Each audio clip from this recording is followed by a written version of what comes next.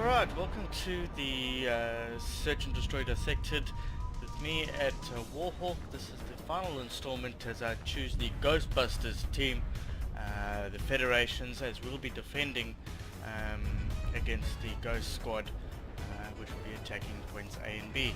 I'll show you both defense sections. The first one I'll go to would be A, and then after that I'll show you B. So let's go take a look at some of the key defense positions for A on this map. Here we go. Now, a couple of things to remember. Depending on the team that you're playing, whether they're a bunch of noobs or not, a good place to sit if you are an assault rifle or sniper is to come get the early guys by just simply standing over here and picking them off as they go through. Although you must be aware of random nades that they'll be throwing in from that section. You can perhaps lob a few back yourself and try to get them that way. If you're seeing that there's no action there, immediately you would get to cover. There are three main points or positions that I mentioned in the previous episode. One of them being, if I can get on here, on the truck here, and you can see quite nicely, maybe not here, it doesn't seem like it, but when the guys climb through that window to try and plant here, you can actually get a good view and pick them off as they're planting. Once it bombs there, it's pretty much game over, because you can just hear and see them coming in and just pop in the nade. The other position guys like to sit in is around here. You're covering this sort of section here, the guys that have run through and are trying to come around here. And then of course the last place that you need a guy to look out for is over here. A lot of guys like to lie on this map, on this mat correction, because it gives you decent cover. It's very difficult for you to see the player that's lying over here. And yeah, you just basically wait for the guys to creep out of here. I mean, it's very rare that they'll come out guns blazing, jumping through here. So you just wait for you to see them and then you pop them off. Obviously you've got to be careful when you on prone, like I said, you don't get this prone block nonsense and then you find yourself caught in a bit of a hairy situation there. Another sneaky spot that some of the guys seem to sit in is over here. They try to catch the guys that come through the middle of the street. If your sniper's up there, they might be wanting to go up there to try and keep them off.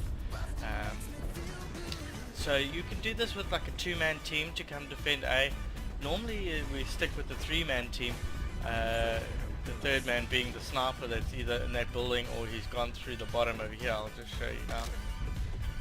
To try to catch the guys that are rushing through to B.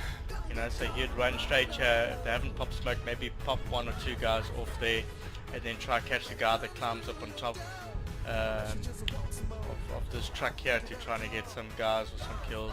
Often try to hide behind this drugstore here. If your sniper is sitting around here, it's very difficult for them to see unless they know what you're looking for. So that's a position for a sniper, and obviously everybody knows the upstairs room here for snipers to go. It's a very common place. I wouldn't stick around here too long.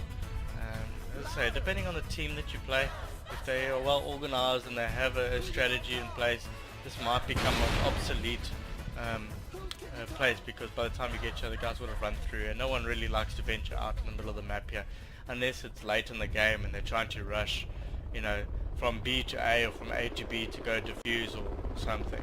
So that's the sniper sections up here that you can look out for.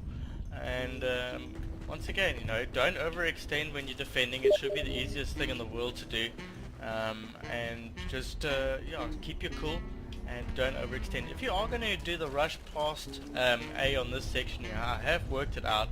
If you do an immediate rush past, you can try catch the guys off guard and make it past here. If they are slow off the starting blocks, you can actually get around here without them even noticing.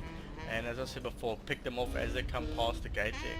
If you want, you could even pop some smoke here, or try to take a gamble and run through it while the nades are going off here. That's one option. And then if you decide to get through here and clear out anybody that's here, or if your sniper has said, the street is clear, once again, back here, you're defending the place. It's quite easy for you to then, once the guys are planting, they just chuck in the nade and boom, you know, game over. Thanks for coming. Don't try to overrun it here. There's always going to be some guys sort of running or holding off, or sort of guarding around here, trying to, find out where these defenders are sitting. So just be cautious, be patient, and you should have no problems in defending that bomb. The other thing you got to watch out for when you are defending here is if you get the mad rusher that comes through this building here, you have to have someone to be able to protect your six. That's why if you've got the sniper that's on the bottom here or on the top there to be able to call these positions in. I've said it before many times. Say now for example I am at A and there is no action happening and there is action happening at B. Don't run all the way through, just backtrack the way that you came. You'll be able to more than likely pick some guys off here that are trying to outflank you. A lot of guys like to use the tank as cover and they come and just do some guard work. But let me just go back there. But what I'm trying to say with the defense part is once that you've called action somewhere, you can leave maybe one guy just to help protect A and the rest fall in to help B. I wanted to show you a quick nice little maneuver now with going to B. And I've timed this out. When I say timed it out, I basically put on a stopwatch and worked out how far players would get within a 15-second sprint. So now I worked this out and it worked out quite cool. I've done it every now and then. I like to throw it in the mix, especially if the guys are rushing to B.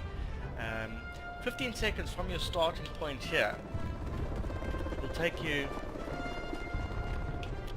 if you run it correctly and you run straight through here, you'll be able to, if the guys that come through there, you can do a quick sweep, but by the time you get here, you'll have an enemy right here. I've stabbed one or two guys already as you come through here. They're not expecting you to get you so quick.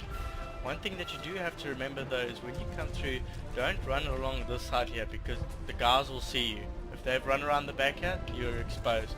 So always come through here, stick as close to here as possible like this, and you'll be able to get in. If there's no one here, you might be able to take the guy if they're a bit slow off there, coming through here and taking one out here. The whole point of that is you're going to be using yourself as a pawn. More than likely going to die, but if you take one or two down with you to get the number advantage or throw them off the game, it's worth it,